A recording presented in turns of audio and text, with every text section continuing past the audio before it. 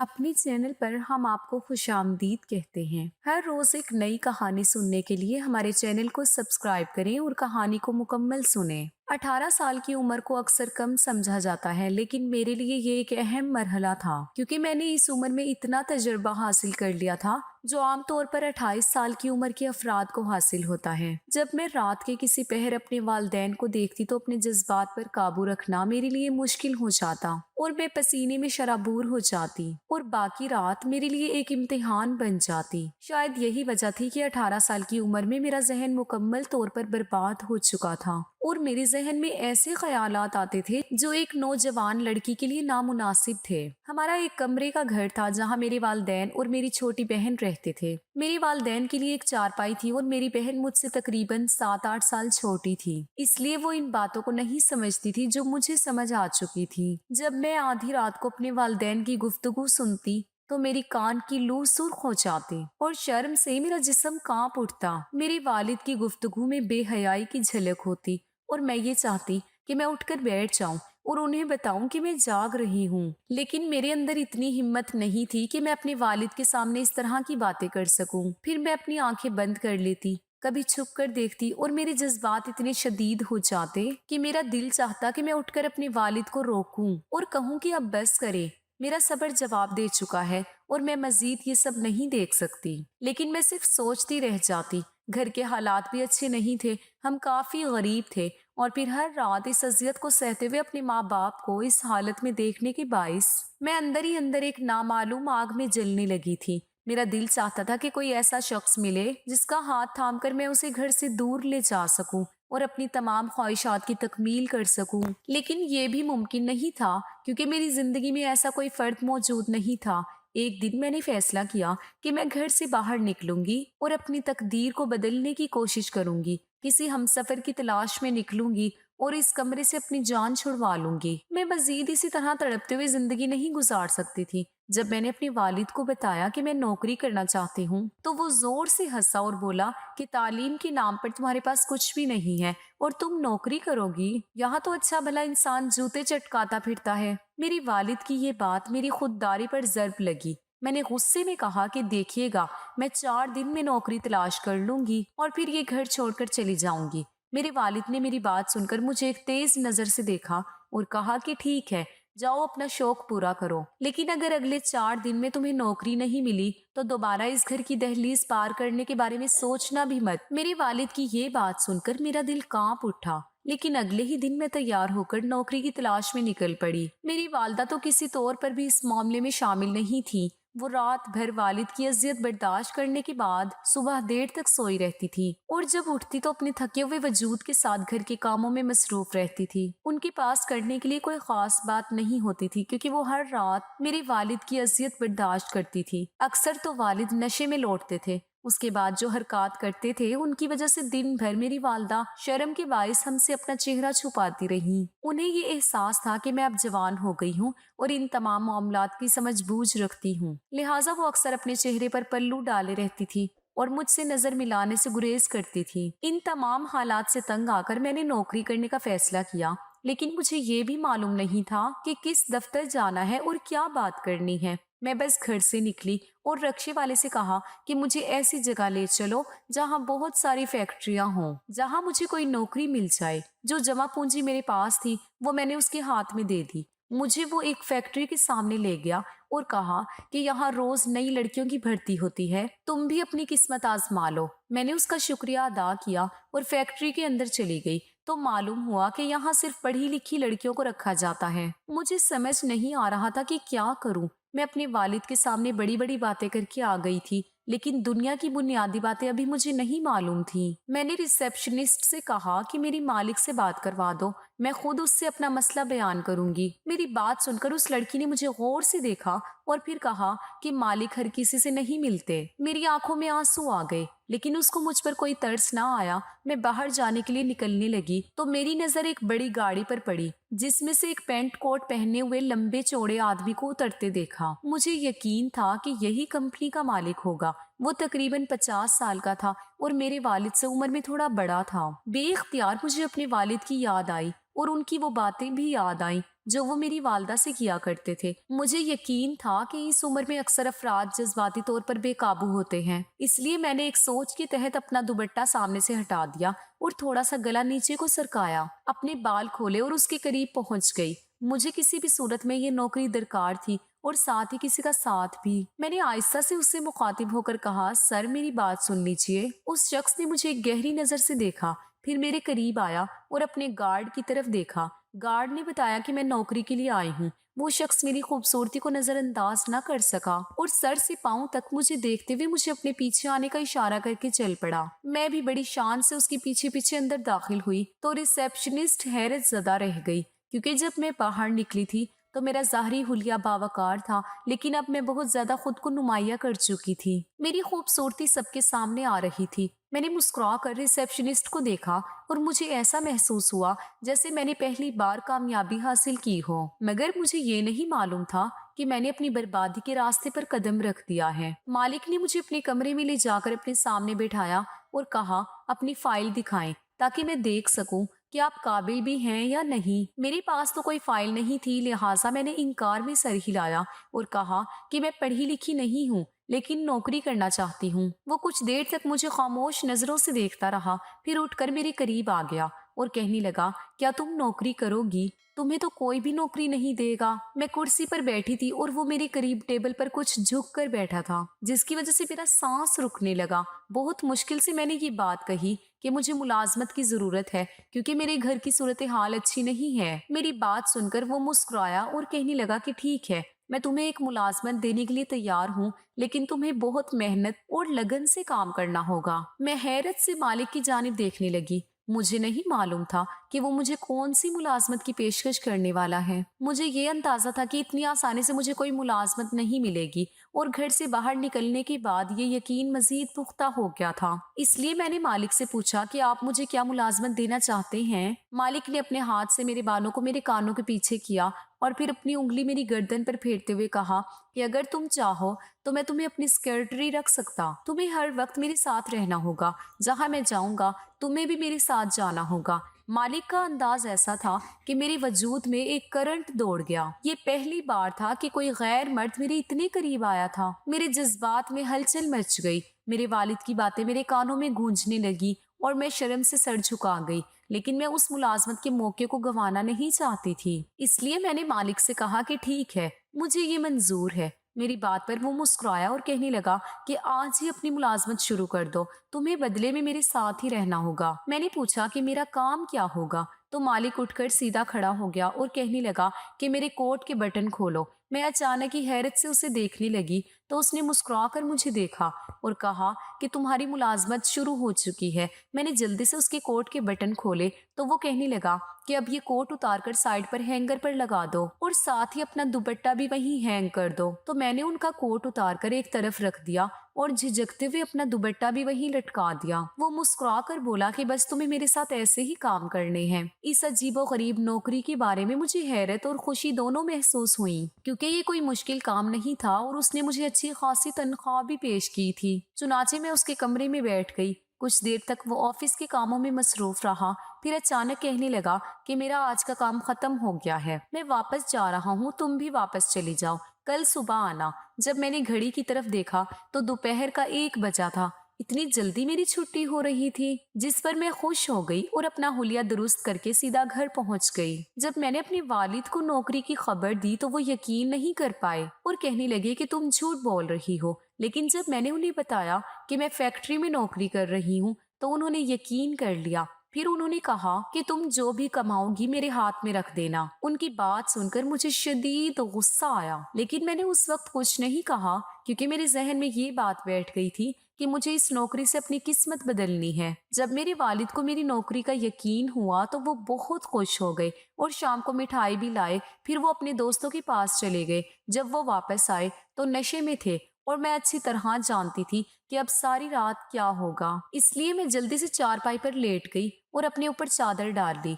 کچھ ہی دیر گزری تھی کہ میرے والد نے میری والدہ کو پکڑ لیا اور پھر وہی باتیں کرنے لگے۔ وہ مکمل نشے کی حالت میں تھے اور اسی حالت میں میری والدہ کے ساتھ گفتگو کر رہے تھے۔ میں نے اپنی آنکھیں بند کر لی جبکہ میری والدہ کی مدھم آوازیں میرے کانوں میں گونج رہی تھی۔ وہ ہمیشہ کی طرح میرے والد سے پناہ طلب کر رہی تھی، تاہم نشے کی حالت میں میرے والد کو والدہ کا خیال کب آتا تھا۔ یہ رات اسی اذیت میں گزری۔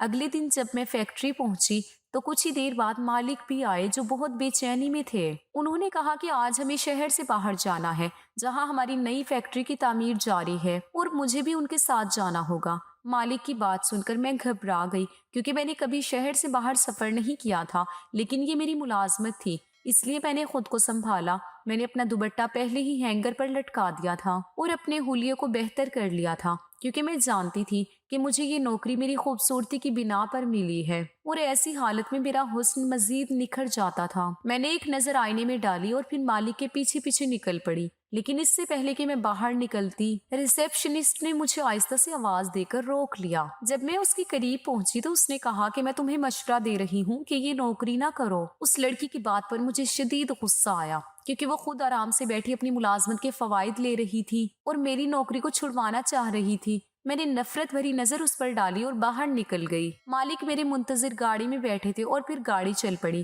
کچھ ہی دیر بعد ہم شہر سے باہر پہنچ گئے جہاں ایک جگہ عمارت کی تعمیر ہو رہی تھی۔ مالک نے کچھ دیر اس کا جائزہ لیا، مزدوروں سے بات چیت کی اور پھر واپس گاڑی میں بیٹھ کر کہا کہ یہاں کی گرمی بہت زیادہ ہے، قریب ہی میرا فارم ہاؤس ہے، وہاں چلتے ہیں تاکہ کچھ دیر آرام کر سکے۔ بھلا مجھے اس بات پر کیا اعتراض ہونا تھا۔ پھر میں مالک کے ساتھ ان کے فارم ہاؤس پہنچ گئی تو مالک مجھے اپنے بیڈ روم میں لے گیا جہاں انہوں نے کمرے کی روشنی کو کم کر دیا اور مجھے بستر پر بیٹھنے کا اشارہ کیا۔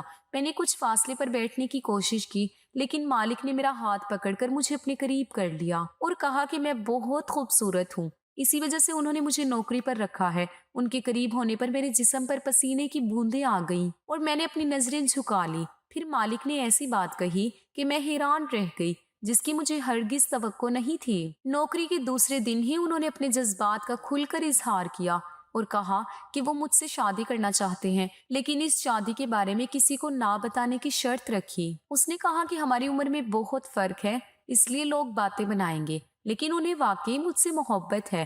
ان کی باتیں سن کر میں خوشی سے بھر گئی کیونکہ میں بھی جذبات کی شدت میں مبتلا تھی اور وہ مجھے ایک الگ گھر دینے کے لیے بھی تیار تھے۔ میں نے بغیر سوچے سمجھے حامی بھر لی۔ پھر مالک نے مجھے اپنے سینے سے لگا لیا اور کہا کہ آج ہی ہم نکاح کریں گے۔ کچھ ہی دیر بعد انہوں نے قاضی اور 2 گواہوں کا انتظام کر لیا اور پھر ہم نے نکاح کر لیا۔ میں نے نہ اپنی ماں کا خیال کیا اور نہ باپ کا، بلکہ میں نے صرف اپنے مستقبل کے بارے میں سوچا۔ ہمارا نکاح ہو گیا اور کچھ دیر بعد جب سب لوگ واپس چلے گئے تو مالک نے کمرے کا دروازہ بند کر لیا اور میرے ساتھ وقت گزارنا شروع کر دیا۔ اگرچہ وہ 55 سال کے تھے لیکن ان میں بڑی طاقت تھی۔ کچھ ہی دیر بعد میں ان کے سامنے ڈھیر ہو گئی اور پھر یہ سلسلہ جاری رہا۔ روزانہ جب میں دفتر آتی تو مالک کسی نہ کسی بہانے مجھے باہر لے جاتے اور وہاں اپنی خواہشات کی تکمیل کرتے۔ مجھے بھی یہ سب برا نہیں لگتا تھا کیونکہ اب میں مالک کی بیوی تھی اور ہمارے درمیان ایک جائز رشتہ قائم تھا، لیکن 1 مہینے کے اندر مجھے یہ علم ہوا کہ میں امید سے ہوں۔ میرے والدین کو میری شادی کی خبر نہیں تھی، اس لیے میں نے سب سے پہلے مالک کو یہ اطلاع دی کہ میں ان کے بچے کی ماں بننے والی ہوں۔ یہ سن کر مالک کا چہرہ خوشی سے چمک اٹھا اور انہوں نے کہا کہ میں خود تمہیں ڈاکٹر کے پاس لے چلتا ہوں۔ وہ مجھے اپنے ساتھ لے کر نکلے اور کئی گھنٹوں تک گاڑی چلتی رہی۔ میں پریشان ہو گئی اور پوچھا کہ ہم کہاں جا رہے ہیں، لیکن مالک نے میری کسی بات کا جواب نہیں دیا۔ جب گاڑی رک گئی تو میری جان نکل گئی کیونکہ ہم ایک گاؤں میں تھے اور وہاں کی ایک حویلی کے سامنے رک گئے تھے۔ میں نے حیرت سے مالک کو دیکھا تو انہوں نے کہا کہ تم میرے بچے کی ماں بننے والی ہو، اس لیے میں تمہیں اپنے گھر لے آیا۔ یہ میرا گاؤں ہے اور میں یہاں کا وڈیرا ہوں۔ شہر میں میری کئی فیکٹریاں ہیں اور اب تم میرا وارث پیدا کرنے والی ہو، اس لیے تمہیں یہاں اس حویلی میں رہنا ہوگا۔ مالک کی بات سن کر میں گھبرا گئی کیونکہ میں نے اپنے والدین کو کچھ نہیں بتایا تھا اور مالک اچانک مجھے یہاں لے آئے تھے۔ جیسے ہی ہم حویلی کے اندر داخل ہوئے تو 3 بڑی عمر کی عورتیں مالک کو دیکھ کر ہاتھ باندھ کر قریب آئیں اور کہنے لگی کہ اگر آپ آنے والے تھے تو ہمیں اطلاع کر دیتے، ہم آپ کے آنے کی تیاری کرتے۔ مالک نے ان تینوں کو دیکھا اور کہا کہ ان سے ملو، یہ میری بیوی ہے اور یہ میرے بچے کی ماں بننے والی ہے، آج سے یہ اس حویلی میں رہے گی۔ वो तीनों हैरत से मेरी जानिब देखने लगी और जब मालिक ने उनका तारुफ मुझसे करवाया तो मुझे ऐसा महसूस हुआ जैसे मेरे सर पर आसमान टूट पड़ा हो। मालिक ने कहा कि ये तीनों मेरी बीवी हैं और इनमें से कोई भी मुझे औलाद नहीं दे सकी, इसलिए मैंने तुमसे शादी की है। अब तुम मेरा वारिस पैदा करोगी। लेकिन मालिक ने तो मुझे बताया था कि मैं गैर शादीशुदा हूँ, जिसकी वजह से मैंने उनसे शादी की थी। उनकी 3 बीवियों को देखकर मेरी हालत बिगड़ गई। वो तीनों गुस्से में बोली कि हमारे खानदान में बाहर से शादी करने का कोई रिवाज नहीं है, तो आप एक शहरी लड़की को कैसे रुखसत करा के ले आए हो। मालिक ने जवाब दिया कि मैं इसे हमेशा अपने साथ नहीं रखूंगा, ये बच्चा पैदा करेगी तो बच्चा तुम तीनों की गोद में आ जाएगा और फिर मैं इसे वापस शहर छोड़ दूंगा। मालिक ने ये बात मेरे सामने साफ साफ कही, जिससे मेरे पांव तले से जमीन निकल गई। मैंने हैरत से मालिक की तरफ देखा तो वो बोले कि हम जमींदार हैं, हमारी शादियां जमींदारों में ही होती हैं। शहर की आवारा लड़कियां हमारी बीवी बनने के लायक नहीं होती। मैंने बड़ी मजबूरी में तुमसे शादी की है क्योंकि मुझे अपने लिए वारिस की जरूरत है। तुम यहाँ कुछ अरसे की मेहमान हो, मगर तुम्हें कोई तकलीफ नहीं होगी। फिर उन्होंने अपनी बड़ी बीवी से कहा कि वो मुझे कमरे में ले जाकर बंद कर दे, तो उनकी बड़ी बीवी ने उनके हुक्म की तामील की और मुझे कमरे में बंद कर दिया। मैं रोती पीटती रही और दरवाजा बजाती रही, लेकिन किसी ने भी मुझ पर रहम नहीं किया। जब मैंने अपने पेट पर हाथ फिरा तो अपनी बदनसीबी पर रोने लगी। मैंने अपने वालिदैन से इतनी बड़ी बात छुपाई थी जिसकी सजा मुझे मिली। मैं जिंदगी में आगे बढ़ना चाहती थी, मगर मैं मुंह के बल जमीन पर गिर पड़ी। काश मैं ये कदम ना उठाती। ये ख्याल मेरे जहन में आते ही मेरी जान निकल रही थी कि जब मेरा बच्चा पैदा होगा तो उसे मुझसे छीन लिया जाएगा और मुझे बेकार समझकर फेंक दिया जाएगा। मैं अपने बच्चे को इन औरतों के हवाले कैसे कर सकती थी। मेरे दिल में खुदकुशी का ख्याल आता था, लेकिन मैं इतनी हिम्मत नहीं रखती थी क्योंकि मैंने अपनी जिंदगी में अपने वालिद को अपनी वालदा के साथ जुल्म करते देखा था। मेरा वालिद हर रात मेरी वालदा के सामने अपने इश्क और मोहब्बत के किस्से सुनाता था। उनके कई औरतों के साथ ताल्लुकात थे और वो जो कुछ भी कमाता उन्हीं औरतों पर खर्च करता था, जिसकी वजह से हर रात वालदा और वालिद के दरमियान झगड़ा होता था। जब भी वालदा मेरे वालिद से ये बात कहती कि बेटियां जवान हो रही हैं, तो वो जवाब देते कि जवान हो रही हैं तो मैं क्या करूं, अपने आप को देखो, तुम तो इतनी बुरी लग रही हो, बाहर की औरतें ही मुझे खुश करती हैं। जब कभी वालिद बहुत ज्यादा नशे में होते तो वालदा को जबरदस्ती इस्तेमाल करने की कोशिश करते। वालिद और वालदा के दरमियान रोजमर्रा की ये बातें मुझे बागी बना रही थी और मैं अपने घर से नफरत करने लगी थी। मेरे वालिद की जवान बेटी होने के बावजूद गैर औरतों में दिलचस्पी मुझे बहुत तकलीफ देती थी। कभी कभार मेरा दिल चाहता कि मैं अपने वालिद का गिरबान पकड़ूं और कहूं कि मेरे सामने ऐसी बातें ना करें। जब वो गैर औरतों की जिस्मानी खूबियां बयान करते तो मैं शर्म से लाल हो जाती। वालदा का हाल भी कुछ ऐसा ही था। उन्हें ये एहसास था कि मैं हर रात जागती हूँ, इसलिए अगले दिन वो मुझसे नजर तक नहीं मिलाती थी। इन तमाम हालात से तंग आकर ही मैंने घर से निकलने का फैसला किया था और चाहती थी कि मुझे एक सुकून की जिंदगी मिले, पैसा और एक ऐसा मर्द जो मेरा ख्याल रख सके। इसी सोच के तहत मैंने एक बड़ी उम्र के आदमी से शादी की थी। यहाँ एक नौजवान बीवी की कहानी बयान की गई है जो अपने शौहर की जानिब से दी गई बेवफाई और जहनी अजियत का शिकार हुई। वो सोचती थी कि अगर उसका शौहर उस जैसी बीवी हासिल करेगा तो वो कभी उसके वालिद की तरह शिकायत नहीं करेगा, लेकिन उसे ये एहसास नहीं हुआ कि उसने अपनी ही तकदीर को खराब कर लिया है। वो एक हवेली में कई महीने कैद रही, जहां उसकी हालत हर गुजरते दिन के साथ बिगड़ती गई। उसने खाना पीना छोड़ दिया और जब उसकी 3 सौतन उसके पास आईं तो उन्होंने उसके साथ इंतहाई बुरा सलूक किया। उन्होंने साफ अल्फाज में कहा कि बच्चे की पैदाइश के बाद इसे शहर वापस फेंक दिया जाएगा, लेकिन कुदरत को तो कुछ और ही मंजूर था। जब बच्चे की पैदाइश हुई तो मेरी जहनी अजियत की वजह से बच्चा मुर्दा पैदा हुआ और साथ ही डॉक्टर ने ये भी बताया कि अब वो शायद कभी माँ नहीं बन सकेगी। जब मेरे शौहर को इन बातों का पता चला तो वो बेहद अफसुर्दा होकर रोने लगा, क्योंकि वो कई सालों से बच्चे की ख्वाहिश रखता था और इसलिए उसने ये गलत रास्ता इख्तियार किया था। कुदरत ने उसे एक बार फिर खाली गोद दे दी। जब उसने ये सुना कि अब वो माँ नहीं बन सकेगी तो उसने उसे वापस उसके घर छोड़ दिया और साथ ही तलाक भी दे दी। मैं बर्बाद हो चुकी थी, लेकिन उसके शौहर के हाथ भी कुछ नहीं आया। जब उसकी माँ ने उसे देखा तो वो उसे गले लगाकर रोने लगी और पूछने लगी कि वो इतने अरसे से कहाँ थी। उसने अपनी माँ को सब सच बता दिया, जिस पर उसकी माँ ने शर्मिंदगी से सर झुका लिया और कहा कि ये सब उसकी गलती है। जब एक औरत एक गलत मर्द के साथ मजबूरन जिंदगी गुजारती है तो تو اس کے بچوں کی بربادی اسی طرح ہوتی ہے۔ اگر وہ صحیح وقت پر اپنے حقوق کے لیے آواز نہیں اٹھاتی اور اسے شوہر سے علیحدگی اختیار نہیں کرتی تو اس کے بچے ساری زندگی مشکلات کا سامنا کرتے ہیں۔ کاش میں تیری باپ کی حرکات کا مشاہدہ کرتے ہوئے بر وقت اپنے راستے الگ کر لیتی تو یہ تمام مسائل پیش نہ آتے۔ تاہم میری حالت کو دیکھ کر میرے والد نے اپنی اصلاح کی اور اسے یہ احساس ہوا کہ اس کے غلط اعمال کے کیا نتائج برآمد ہوئے۔ میں نے بھی اپنی غلطیوں کی سنگین سزا بھگتی ہے، لیکن جس نے میرے ساتھ ناانصافی کی، خوشیاں تو اس کو بھی نہ مل سکی تھی۔